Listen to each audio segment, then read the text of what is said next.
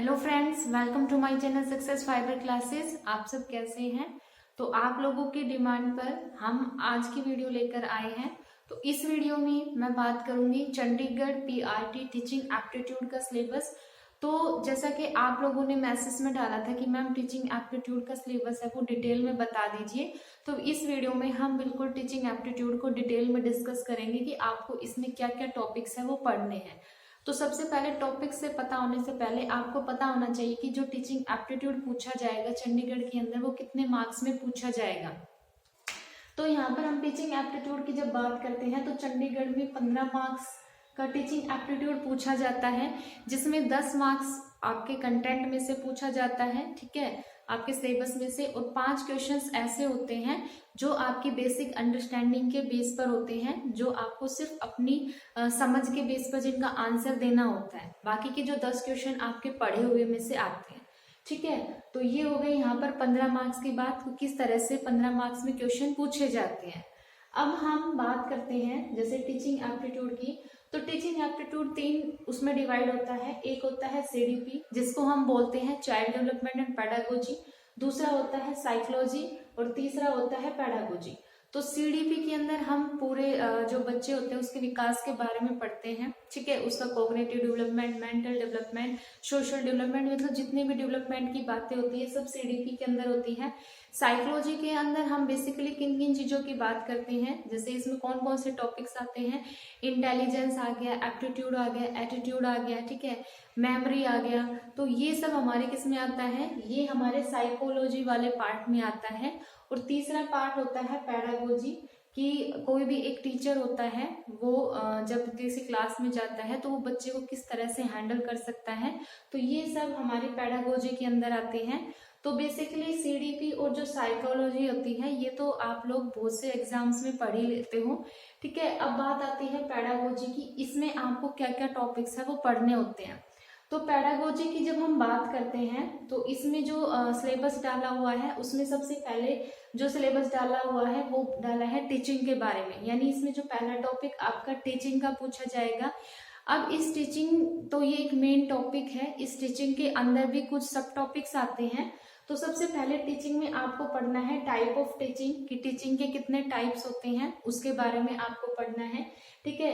Objectives of teaching, need of teaching, ये सब किसके अंदर आते हैं, इसके अंदर। उसके बाद फिर आता है लेवल ऑफ टीचिंग। जो दूसरा इसमें सब टॉपिक पूछा जाता है वो है टीचिंग के जो स्तर, मतलब शिक्षण के जो स्तर है, इसमें कौन कौन से आते हैं, जैसे हम मेमोरी लेवल पढ़ते हैं, रिफ्लेक्टिव लेवल पढ़ते हैं, डेमोक्रेटिक लेवल पढ़ते हैं, ठीक है, अंडरस्टैंडिंग लेवल पढ़ते हैं। तो ये सारे हमारे टीचिंग के लेवल्स होते हैं, तो इसमें आपको वो वाले टॉपिक्स पढ़ने हैं, ठीक है। तीसरा हमारा आता है टीचिंग मेथड्स, जो मेथड्स ऑफ टीचिंग होते हैं, जैसे हम बहुत सारे मेथड्स पढ़ते हैं, इंडक्टिव मेथड पढ़ते हैं, हम डिडक्टिव मेथड पढ़ते हैं, हम ह्यूरिस्टिक मेथड पढ़ते हैं, ठीक है। उसके बाद हमारे पास और लेबोरेटरी मेथड होता है, ठीक है। तो बहुत सारे मेथड्स होते हैं जो हम इसके अंदर बात करते हैं। तो इसमें सारे आपके जितने भी मेथड्स बनते हैं वो आपको यहाँ पे टॉपिक्स है वो पढ़ने हैं। उसके बाद जो दूसरा इसका जो मेन टॉपिक है वो है लर्निंग।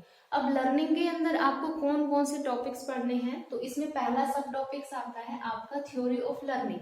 तो इसमें जितनी भी मतलब साइकोलॉजिस्ट थे जिसने लर्निंग की थ्योरी दी थी आपको वो सब पढ़ने हैं, जैसे बेसिकली थॉर्नडाइक्स की थ्योरी हो गई, ठीक है, ब्लूम्स की टैक्सोनॉमी हो गई। ब्लूम्स की जो टैक्सोनॉमी होती है ये इंपॉर्टेंट होती है, जो जब हम लर्निंग की थ्योरी पढ़ते हैं तो उसमें ब्लूम्स की जो टैक्सोनॉमी होती है वो इम्पोर्टेंट होती है, ठीक है। इन्होंने 3 लेवल बताए थे, ठीक है, कॉग्निटिव लेवल, अफेक्टिव लेवल और तीसरा लेवल। और तो इसमें आपको उसके अंदर भी डेप्थ में पढ़ना होता है। जैसे कॉग्निटिव लेवल की हम बात करते हैं तो उसके 6 फेज होते हैं, ठीक है, नॉलेज, एप्लीकेशन, ये सब। तो वो आपको किसके अंदर पढ़ना है, ब्लूम्स टैक्सोनॉमी में।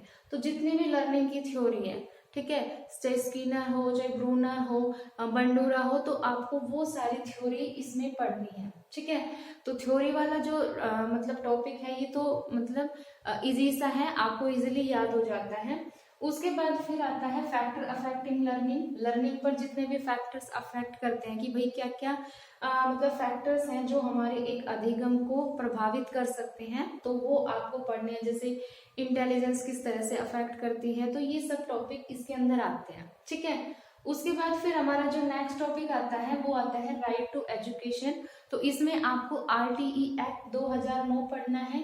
ये टॉपिक ऐसा है जो बहुत ही ज्यादा इम्पोर्टेंट है। क्यों? क्योंकि इसके अंदर पूरे चैप्टर्स मतलब अध्याय आपको पढ़ने होते हैं। उसके अंदर भी बहुत सारी धाराएं होती हैं जो आपको पढ़नी होती है, उसमें टीचर्स के लिए, ठीक है, बच्चे के लिए, तो वो सारी इसमें पढ़ना होता है। तो ये आपको बिल्कुल डेप्थ में पढ़ना है, RTE एक्ट 2009।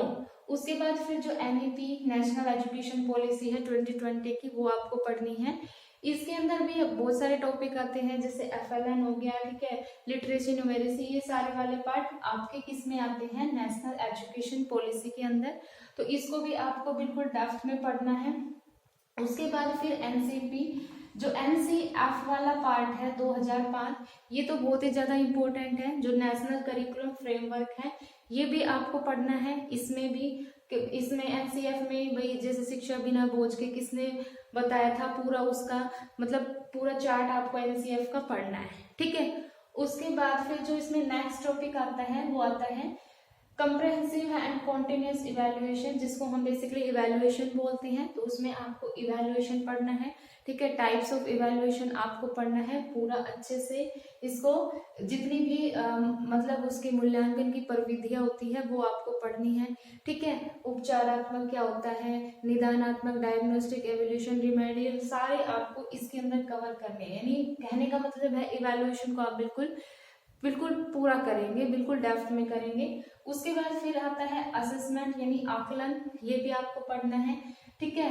फिर उसके बाद आता है टीचिंग एड, भाई आपको अपनी टीचिंग इफेक्टिव बनानी है, प्रभावित बनानी है, तो आप उसके लिए कौन कौन से एड्स इस्तेमाल करते हैं, जैसे रियलेमा, एपिडास्कोप, ठीक है। तो उसमें जितने भी टीचिंग एड आते हैं आपको वो सब पढ़ने हैं, बिल्कुल डिटेल में पढ़ने हैं, ठीक है। ये भी इम्पोर्टेंट है, इसमें से भी क्वेश्चन है वो बहुत बार बनते हैं।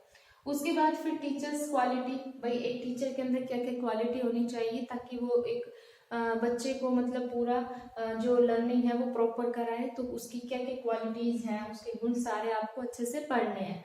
उसके बाद फिर आता है कम्युनिकेशन वाला टॉपिक, जो कि ICT का पार्ट होता है। तो इसमें कम्युनिकेशन वाला टॉपिक है वो आपको पढ़ना है, ठीक है। उसके बाद फिर आती है एजुकेशनल कमिटी, शिक्षा से रिलेटेड जितनी भी कमेटी अब तक आई है, जैसे जो भी कमीशन आए हैं, राधा कृष्ण कमीशन आया है, कठोरी कमीशन आया है, तो आपको पूरा मतलब जो हिस्ट्री है एजुकेशन की आपको वो पढ़नी है, ठीक है।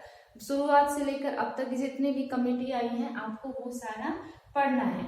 उसके बाद फिर पढ़ना है आपको टॉपिक इंक्लूसिव एजुकेशन, समावेशी शिक्षा, ये वाला टॉपिक पढ़ना है। उसके बाद फिर एडोलेसेंस, इसकी जितनी भी नीड्स हैं, चैलेंजेस हैं, आपको इस टॉपिक्स के अंदर पढ़ने हैं, ठीक है। और भी इसके बाद बहुत से टॉपिक्स होते हैं, जैसे ऑपरेशन ब्लैक बोर्ड वाला टॉपिक है वो भी आपको पढ़ना है। तो ये था टीचिंग एप्टीट्यूड का, ठीक है, कि आपको किस तरह से टीचिंग एप्टीट्यूड के अंदर कौन कौन से टॉपिक्स हैं, कितना उनको डेप्थ में पढ़ना है।